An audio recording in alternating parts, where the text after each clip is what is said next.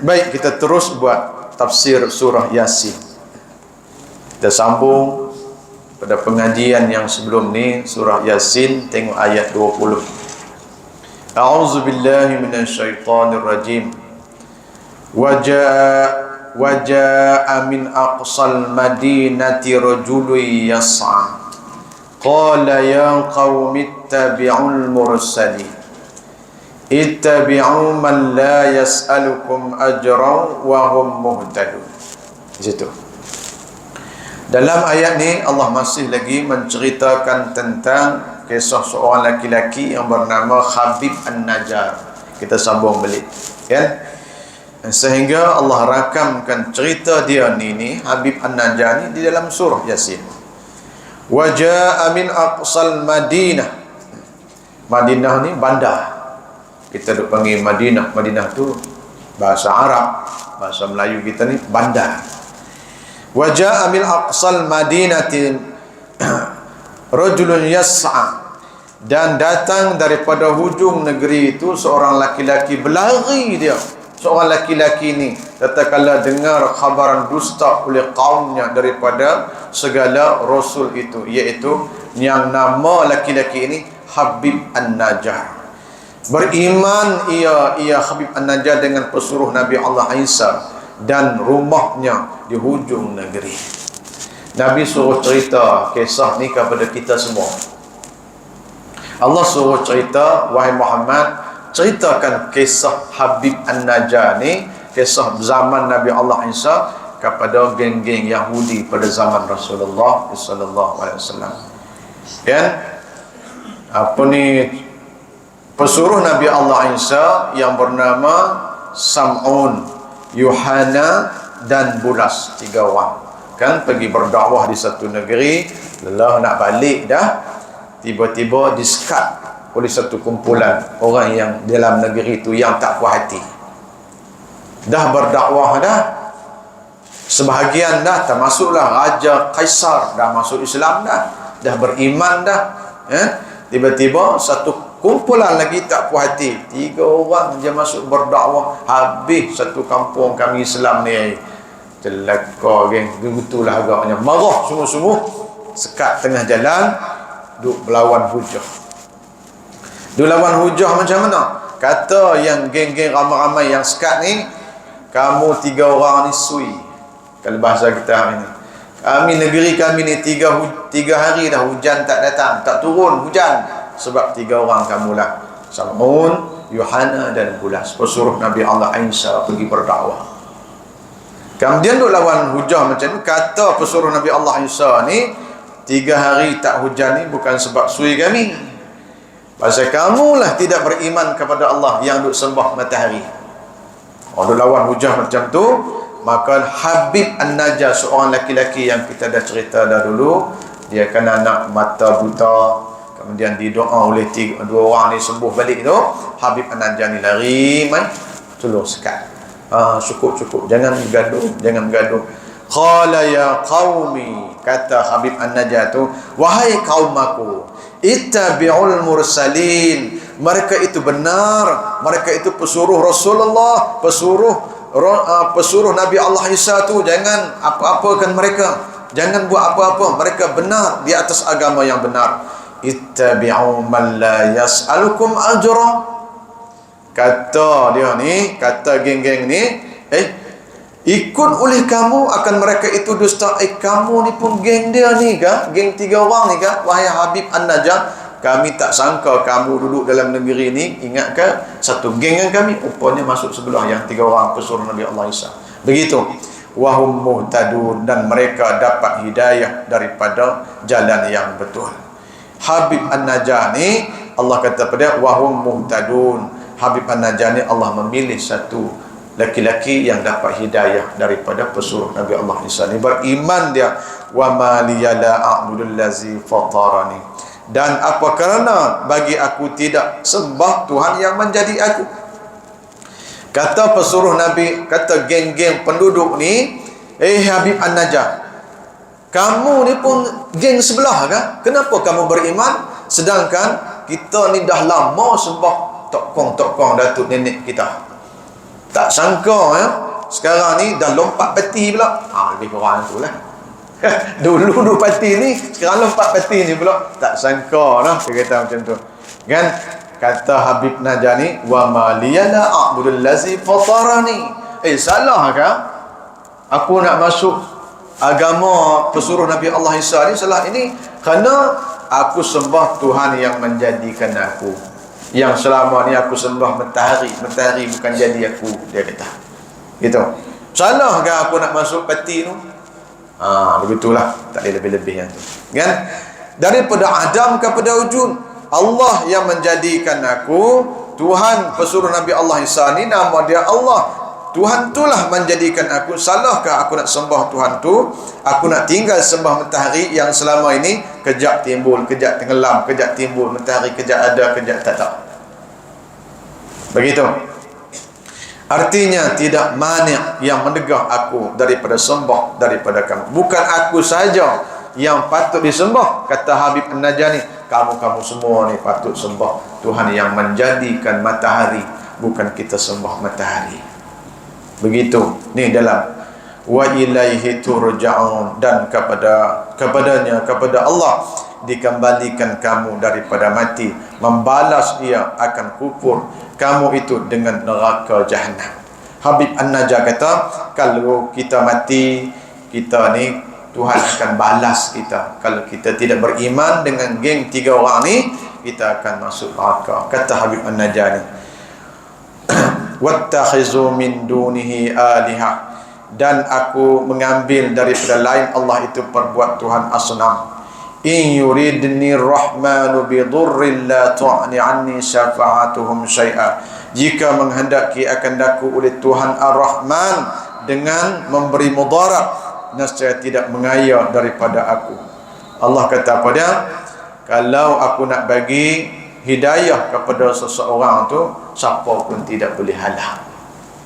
Kan? Siapa pun tidak boleh halang. Tuan-tuan, boleh tak kita percaya George W. Bush kejap lagi dia masuk Islam? Boleh kita percaya. Kan? Kejap lagi siapa dia? Donald Trump masuk Islam. Boleh kita percaya. Allah boleh petik saja-saja. Siapa pun yang kita tengok dahsyat musuh Islam, seperti mana berlakunya pada zaman Nabi sallallahu alaihi wasallam. Nabi duduk teringin pada zaman dia 2 Umar. Satunya Umar ibn Khattab, yang kedua Umar bin Hisham. Nabi duduk teringin kerana 2 orang Umar ni memang musuh Islam yang sangat hebat, yang sangat ketat. Orang takut dengan geng ni. Umar ibn Khattab belum Islam, Umar bin Hisham belum Islam. Nabi duduk rasa teringin, kalaulah 2 orang ni masuk Islam, bantu aku cantik ni. Tetapi Allah memilih Umar ibn Khattab jadi hidayah. Allah tinggal, Allah tak memilih Umar bin Hisham. Siapa dia Umar bin Hisham ni? Kita dah beritahu lama lah, Abu Jahal. Kan? Allah memilih Umar bin ibn Khattab. Begitu tuan-tuan. Siapa sangka? Orang tak sangka apabila Umar ibn Khattab masuk Islam, terkejut satu Mekah. Tak sangka. Satu Amerika, Donald Trump masuk Islam, terkejut semua penduduk tu. Tak sangka-sangka, sedangkan dialah yang menentang Islam, dia yang bunuh orang Islam, tak boleh salah sikit bunuh orang. Allah petik masuk Islam.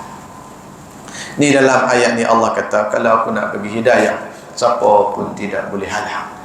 Ya, kalau aku tak mau bagi hidayah, dia bermati-mati nyawa dia gadai dengan Islam, aku tidak bagi hidayah. Siapa dia? Abu Talib bergadai nyawa dengan Nabi dia, menahan Nabi daripada orang buat cedera Nabi, tapi Allah tidak bagi Islam. Kita, apa jasa kita tentang Islam? Allah petik kita jadi orang Islam, jadi orang yang beriman. Tuan-tuan, dengar macam ni, Masya Allah, syukur kita kepada Allah. Nasib baik aku tak lahir-lahir keluarga aku orang yang duduk sembah berhala. Kalau tidak, nanya aku. Tak pasal-pasal kita tidak ada jasa pun tentang Islam, tapi Allah pilih kita. Jangan kita buat lebih kurang tentang Islam ni. Begitu. Kemudian, dan tidak dapat melepas mereka itu daripada mudarat Allah Ta'ala. Inni izal lafi dhalalim mubin. Bahwasanya Habib An-Najah ketika itu, ya, ketika aku sembah lain daripada Allah pada dhalalah, dengan sembah asnam, tidak mudarat dan tidak manfaat. Kata Habib An-Najah lagi kepada kawan-kawan dia ni, wahai kawan-kawan aku semua, jumlah masuklah, ikutlah, sembahlah pesuruh macam mana pesuruh Nabi Allah Isa ini. Dia kata, Habib An-Najah kata, ini aku dulu ni masa sembah matahari ni, dia kata Habib An-Najah ni dia duduk cerita dengan kawan-kawan dia ni, inni izalla fi dhalalim mubin. Ketika itu aku sembah matahari, kalaulah aku mati ketika itu, macam mana dah aku kena masuk neraka. Ni cerita macam ni jadi dengan Umar Ibn Khattab. Umar Ibn Khattab dulu dia duduk saja-saja dia menangis. Duduk saja-saja dia menangis. Orang tanya, Umar Ibn Khattab ni, dia ni kan susah nak nangis, orang dia garang, orang dia keras. Tiba-tiba duduk satu hari dia menangis. Orang kawan-kawan dia duduk tanya dia, wahai Umar, pasal apa hang menangis? Kenapa hang menangis? Dia menangis, dia kata nasib baik dia tak mati masa dia duduk menentang Rasulullah dulu. Kalau dia mati ketika itu, dia kata dia neraka selama-lama, tak kelak dah. Dia kata kalau boleh aku matilah sekarang ni, aku dah Islam. Begitu dia memikirkan. Kenapa? Dia kata pada bodohnya Umar Ibn Khattab, tuan-tuan. Satu hari dia kata, bodohnya aku. Dia kata, aku sendiri yang pergi buat patung tu, lepas tu aku sembah, aku sendiri, kata dia Tuhan. Bodohnya aku. Umar dia memikir begitu. Duk saja-saja termenung, bodohnya aku pergi, aku sendiri yang buat patung tu. Lepas tu aku kata dia Tuhan boleh bagi rezeki kepada aku. Nasib baik aku tak mati ketika itu, dia kata. Ni berlaku juga pada Habib An-Najah. Inni amantu bi rabbikum fasma'un. Dan bahwasanya aku telah beriman dengan Tuhan pesuruh Nabi Allah Isa ni. Maka kata qila dukhulil jannah. Maka tiba-tiba Habib An-Najah ni sebut dia macam tu, berimanlah kamu kepada pesuruh Nabi Allah Isa. Geng ni ambil batu, pum, baling kepala Habib An-Najah ni. Saat dia nak mati, tiba-tiba Allah perintah malaikat Jibril. Ni cerita Habib An-Najah tadi. Qala ya laita qaumi ya'lamu bima ghafara li rabbi waj'alani minal mukramin. Dia kata macam tu Habib An-Najah ni. Dia kata kalaulah mereka ini nampak seperti mana aku nampak, kaum aku ni tentu mereka pun masuk Islam, masuk dan beriman macam aku juga. Kerana apabila kaum dia marah sangat dengan Habib An-Najah ni, pegang seketui batu, bagi sebiji kat sini, berdarah. Saat dia nak mati, malaikat Jibril bawa datang tunjuk syurga kepada dia. Wahai Habib An-Najah, kamu telah mati syahid, syurga tanpa hisab bagi kamu. Ketika tu dia dah nampak tu, dia sebut ni, Allah cerita qala ya laita qaumi, wahai kaum aku, kalaulah kamu nampak seperti mana aku nampak ni, kamu akan masuk surga, kamu akan beriman. Tapi sayang Allah tak bagi kamu nampak seperti mana yang aku nampak. Dan lagi dia berdoa tu untuk kawan-kawan, ya Allah bagilah hidayah kepada kaum-kaum aku. Begitu Habib An-Najah, tuan-tuan. Tu satu kampung. Pengajaran dia apa dia? Kita boleh datang ke surau, ya Allah jiran aku, dia belum lagi.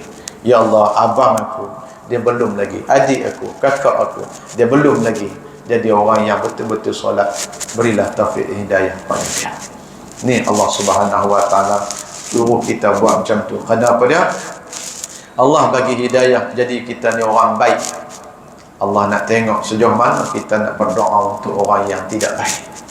Selalunya orang pandang, teruknya dia ni, saya tak pakai tudung, tak faham ke dia. Kita jenis tu. Kan kita angkat tangan, ya Allah berilah taufik dan hidayah pada dia. Cukuplah dengan sekadar tu mukaddimah kita pagi ni. Mudah-mudahan nanti kita sambung lagi. Cerita ni panjang. Ya khusratan 'alal ibadi ma ya'tihim mir rasulin illa kanu bihi yastahzi'un. Itu sambung.